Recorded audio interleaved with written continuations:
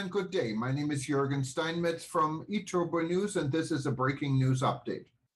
For more news updates and shows, please go to youtube.com/travel news group. youtube.com/travel news group. Here's our update. China's Winter Olympics bubble is now sealed off.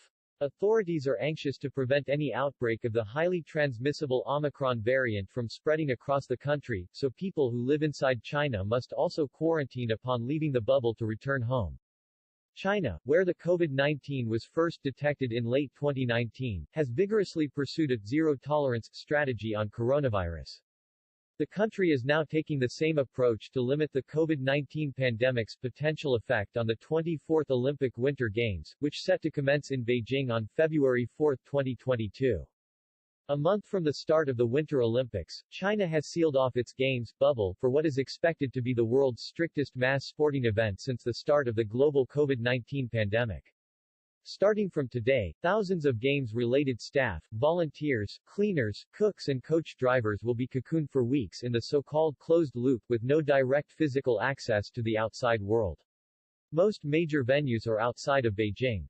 The isolation approach contrasts with the COVID-delayed Tokyo Summer Olympics, which allowed some movement in and out for volunteers and other personnel. Journalists from across the world and roughly 3,000 athletes are expected to start arriving in the city in the weeks ahead and will remain in the bubble from the moment they land until they leave the country. Anyone entering the bubble must be fully vaccinated or face a 21-day quarantine when they touch down. Inside, everyone will be tested daily and must wear face masks at all times.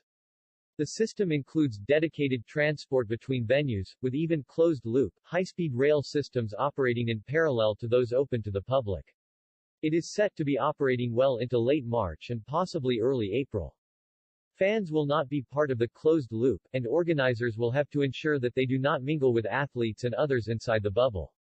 Authorities are anxious to prevent any outbreak of the highly transmissible Omicron variant from spreading across the country, so people who live inside China must also quarantine upon leaving the bubble to return home. In a recent interview, Zhao Weidong, head of the Olympic Organizing Committee's media department, said Beijing was fully prepared. Hotels, transportation, accommodation, as well as our science and technology-led Winter Olympics projects are all ready, Zhao said.